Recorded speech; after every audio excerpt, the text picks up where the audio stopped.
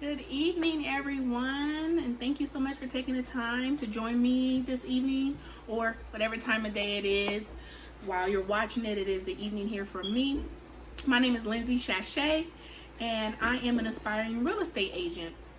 I wanted to come and talk to any other new up-and-coming agents and the journey to finding a brokerage, and just the top 3 things. I could go into 4, but the top 3 things that really matter to me during this search, in current search, because I'm still in the deciding phase as of right now, but I'm pretty close to making a decision, which I'll make another video in at that time.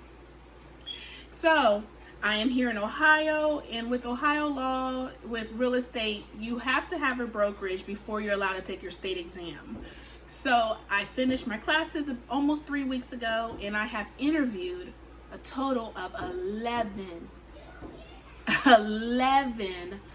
agencies and brokerages just to see who is the best fit for me to join.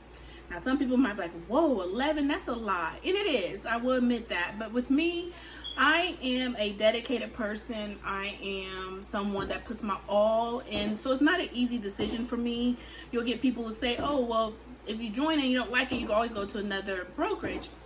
But for me, I want to have the right fit from the start. So I have the best experience coming into real estate that I can have, so I don't get discouraged and want to quit. Because as some of you may or may not know, 90% of new agents quit within the first year. And I believe it's because of making quick decisions on brokerages, not, having the right support. And that was not the case for me. I want to make sure when I do make this final decision that is a good fit, I'll be able to feel confident in my decision and have a good start to my career once I get started. So with that, 11 agencies over the last several weeks. I did start interviewing a couple of them while I was still in class, but I really didn't know what I was looking for.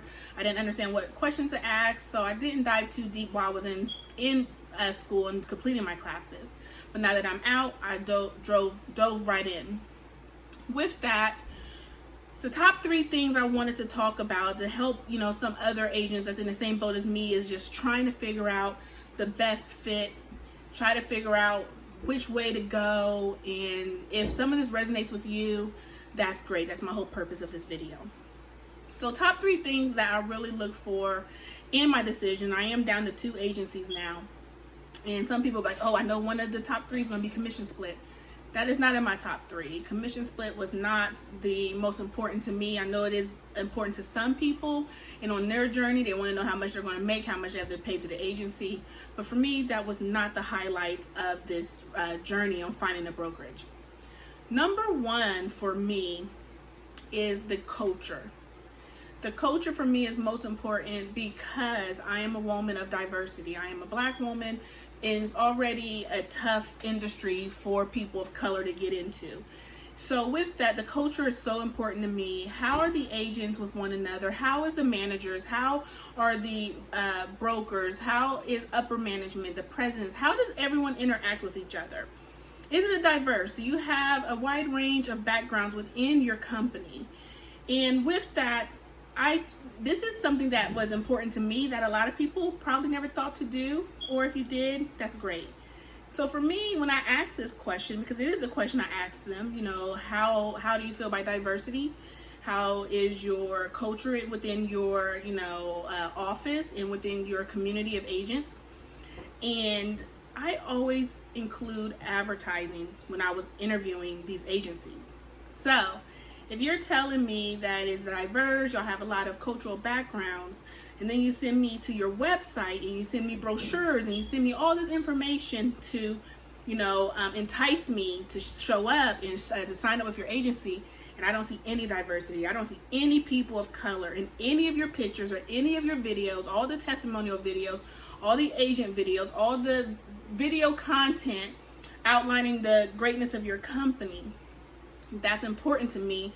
And it eliminated several agencies pretty quickly, because for me personally, if diversity and culture is something that is of value to you, that will show throughout your marketing and your advertising. You wouldn't be just one color, one uniform look across it. It will show different people, different backgrounds within your advertising, so you can bring in that kind of environment, those kind of agents as well from different backgrounds.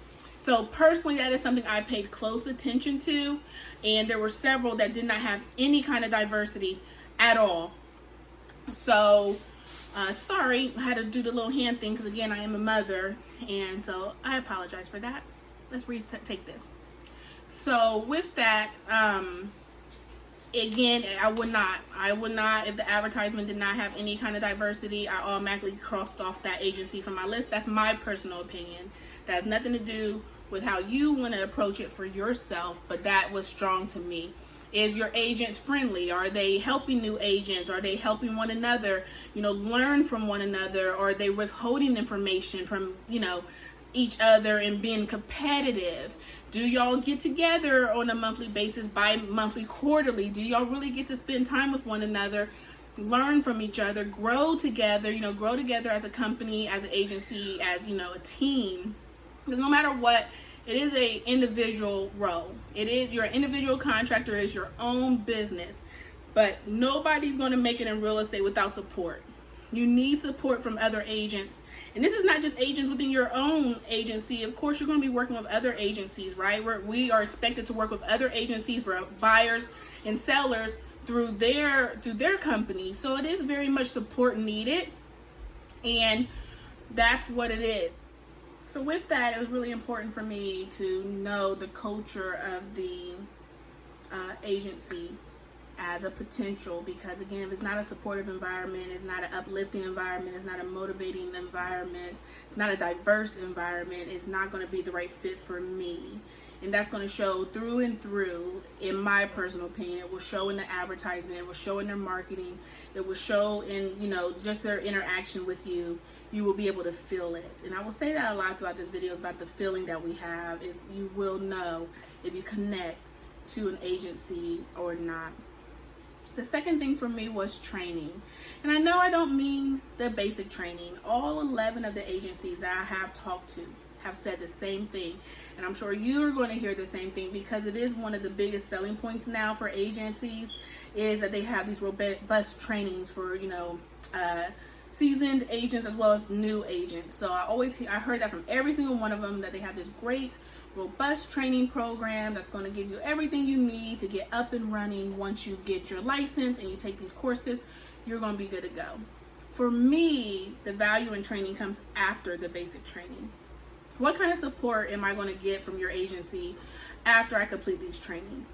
Do you sit down and do goal planning? Do you do one-on-one business plans? Do you follow up with your agents? How often are you following up with your agents?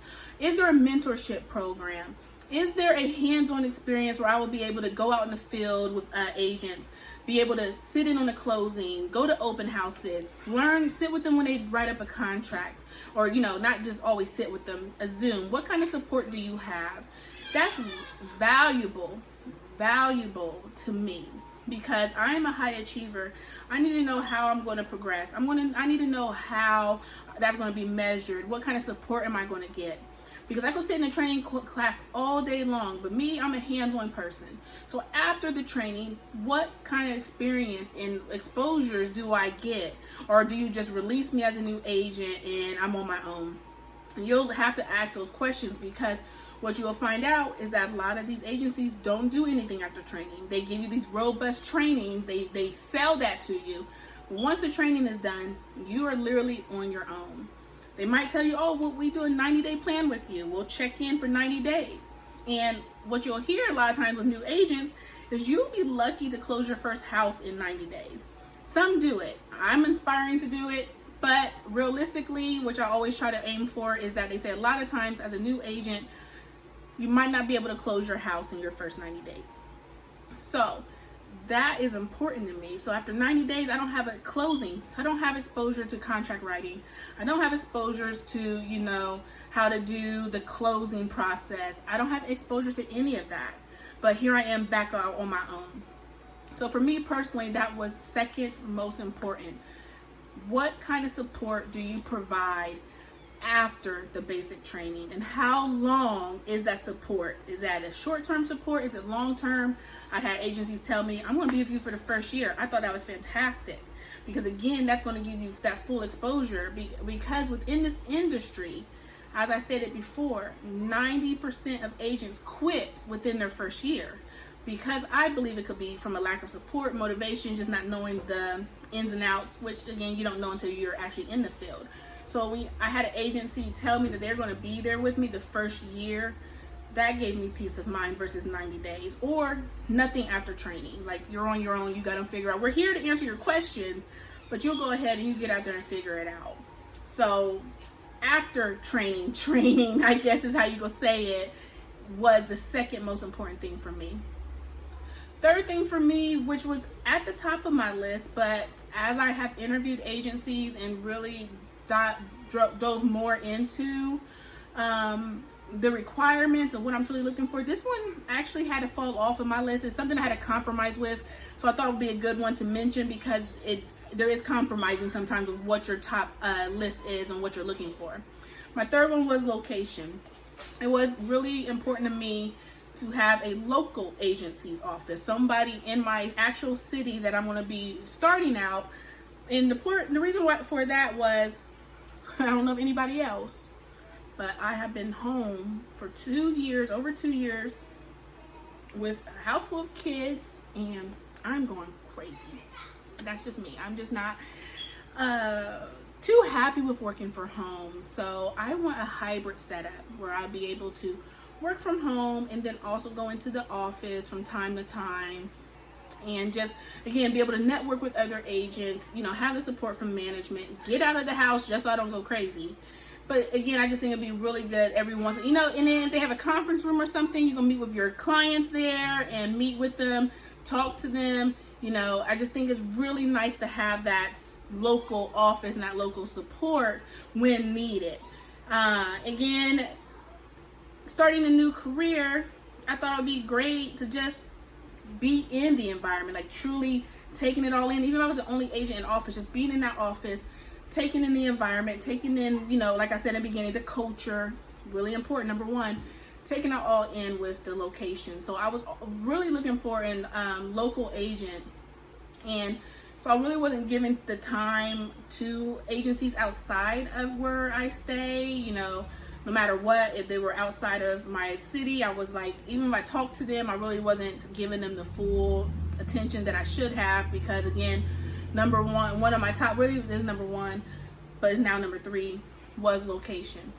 Now, as I talked to 11 different agencies, my location's not as important anymore. I have wavered on that. The 2 agencies I'm thinking about joining, it's between 2 of them. We'll talk about that in another video, which one I decide on. They're both they're both 30 minutes away from where I'm at. So I compromised on this because what the other agencies offered on those other things I'm looking for outweigh the location. Another thing they told me that you could think about is, if you don't mind driving 30 minutes or driving a little further, you still have an office space to utilize. Not only that, they opened my eyes to coffee shops. They offered my eyes to, just local little diners, Panera Breads. There's so many places that people can meet now. There's library conference rooms that you can rent out for free. You don't have to, a real small fee, if that. You can use your library space. There's tons of spaces available, and even when it's nice weather, you can meet outside somewhere. So with that, I opened my eyes to, I'll be able to drive for my training, in class training, still get that, experience. But then I have those other options when I want to meet with clients, once I'm actually in the field. I don't need an actual office here in town to be able to conduct business, because majority of our business is done virtually, which they will tell you. And a lot of these interviews is a big selling point for them, is that, it's all done virtually. So you really don't need the space in office. But it was important for me because I do want to get out of the house. So I'm going crazy, like crazy. And I, just really wanted that networking experience to take in the culture, take in the new work environment. And it's going to be important to me also because I'm doing this part-time. I do have another full-time job that I work Monday through Friday. So this is going to be an evening and weekend. So location was important to me. However, after talking to a lot of agencies, I was able to waver on that and compromise. So like I said, I mentioned that because you might have to compromise on some of the items on your list, but definitely have your top 2 that you just do not want to waver on. and go with that. So we talked about the 3 top things for me. Number 1, culture, very important for me. Number 2 was training after training. Not the basic training, not the startup training, but what kind of support are you going to give to me after the fact? And then the 3rd one is location. Location was compromised. Now, like I said, the 2 agencies I'm thinking about is not in town. So I wanted to give that to you, because if you're someone who is stuck on, like, you have an agency that you really, really like, but they don't meet one criteria on your list, can you compromise? Can you say, okay, this is some things I can waver on, and because I'm still getting some of that support I need, it just I might have to drive a little further, or I might have to do a little bit extra work for that, but man, they meet all those other things on my list. Might be worth it. So always think about that. The bonus one, which a lot of people talk about, which isn't as important to me, is the commission split. You do want to be aware of your commission split, because it is important to know what all are you getting for the money you're paying to your brokerage. What ins and outs are they giving you? What support are they giving you? If you're on a 50-50 split, are you getting everything possible that they can offer? I mean, the glitz and the glamour, in my opinion. If it's a 50-50 split, I mean, I shouldn't have to lift a finger outside it. I should just be able to bring my client. Just playing. That's just my personal thing. But 60-40 was happening. 70-30 was happening. 80-20, etc. You really want to compare the commission split to your top 3 items, because if it makes sense, it makes sense. If they go above and beyond your list and they're on the 60-40 split, it makes sense, because you're going to get everything you need. I think it's so important for us to think about our first year of learning, growing, networking versus the money we're going to make. Because if we don't have the right tools, we don't have the right training, we don't have the right environment, the commission split is not going to help us anyway, because we're not going to be able to really get off the ground and running. So we focus on the commission splits first. I really think we're setting ourselves up. Now, as we become seasoned agents and we're out here and we are established, I think it's important to start reevaluating your commission splits at that time. But there's referral fees out here, there's mentorship fees out here, there's all these lead programs that takes your splits. So there's so many things that you could possibly be giving money to help you up and coming, as a new agent. So for me, that's why I mentioned the commission splits last. It's not the most important thing to me, because if I don't have the tools, I don't have the resources, I don't have the clients to make closings, what does it matter what my commission is? The most important thing is the training. The most important thing is having that supportive environment. I could call another agent, ask for help, and I got that help. I'm able to call my manager, need some support, I get that support. So that's why commission split isn't as important to me. So I hope this video helps someone in locating an agency. I am down to 2. I will be making another video on which one I decide to go with, so I'm pretty excited about that. But the last thing I want to say before I end this end this video, again, it's nighttime here, it's time for me to go to bed. But before I end this video, is go with your gut. Someone told me that. They said when you're meeting with these agencies, when you walk into a place, you're going to have this feeling as you're talking to them, as you're interacting with them. You're going to have this gut feeling that this is the right area for you. And that's why I also think it's important to interview multiple agencies. 11 might be excessive for you, but 11 feels right for me. But, don't stop at 2. Don't stop at 3. Try to go for 5 if possible, because you're going to get a true feel for what you want. I learned so much from each and every one of these discussions I had with these agencies, that it allowed me to come back to 2 that I previously interviewed. But I learned so much, and I gained more knowledge, and I gained more insight, and I gained more tools that are needed. I gained a lot more through those discussions. And I was able to come back to these 2 that I was like, okay, my gut was telling me these are good ones, but I was wavering, and I kept interviewing. But I'm happy about that, because I am back to that. So don't ever go against your intuition, your gut feeling, and how it makes you feel when you're talking to them, when you're in the environment, if you are meeting them in person. If you're someone that is looking for a virtual agency, that's a new thing now. Whatever your setup is and however you interact with whoever you're interviewing, just think about how you feel. How's your gut feeling? How's your intuition feeling? How do they make you feel with their interactions? So that's all I have to say. Again, stay tuned for my next video, updating you on what agency I have selected and my reasons why. And I hope you all have a great evening. Bye.